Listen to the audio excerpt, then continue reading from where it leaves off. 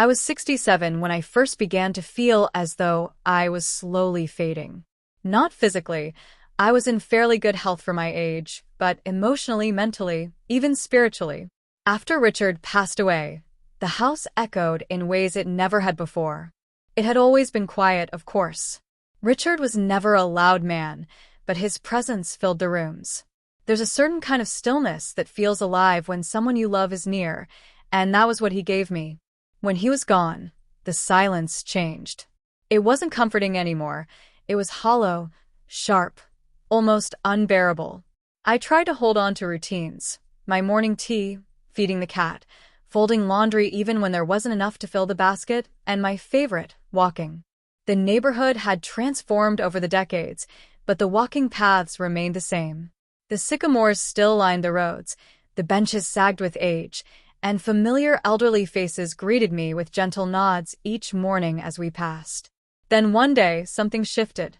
I had just returned from a walk and was preparing for a bath.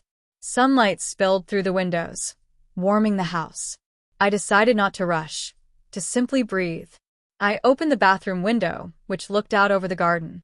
With no neighbors in view, I thought nothing of undressing there. I had done it countless times before. The mirror was fogged from the steam, but as I passed, I caught a glimpse of myself, my body, older and softer, but still mine. Still a woman's body. That same day, there was a knock at the door. It was Sam, the young man who came once a month to tend the hedges. I had forgotten it was Thursday. He seemed uneasy, his words stumbling as he greeted me. His eyes flickered past me, almost as if recalling something. That night, I couldn't stop thinking about his expression.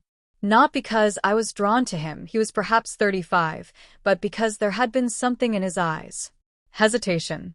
Surprise. In the weeks that followed, a strange feeling stirred in me, something I hadn't felt in years, the sense of being observed. Not watched, not stared at, observed. Seen. Each time I stepped into the garden, I wondered if he might pass by. And oddly, I hoped he would. But it wasn't really about him. It was about me.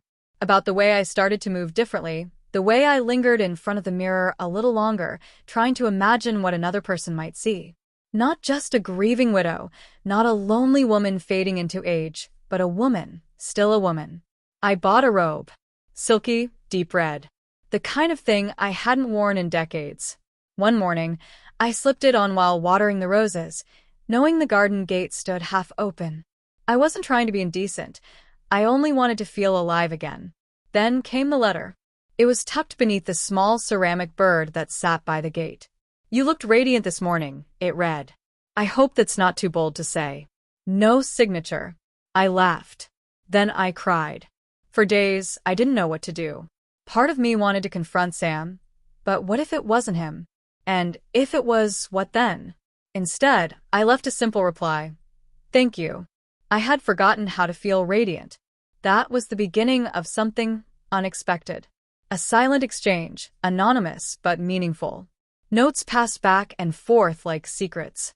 Not romantic in the conventional sense. There were no confessions, no declarations.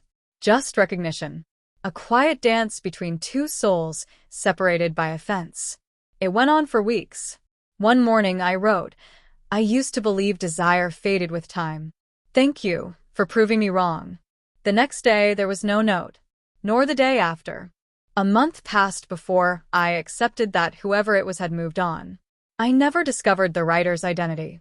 But perhaps that was the point. It didn't matter. What mattered was that, for the first time in years, someone had truly seen me. Not pitied me, not overlooked me, but seen me.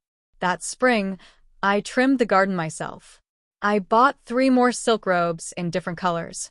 I started wearing lipstick again, not for anyone else, but to remind myself that I could. Now, whenever I pass the mirror, I pause. I meet my own eyes. I smile softly and whisper, "I see you too."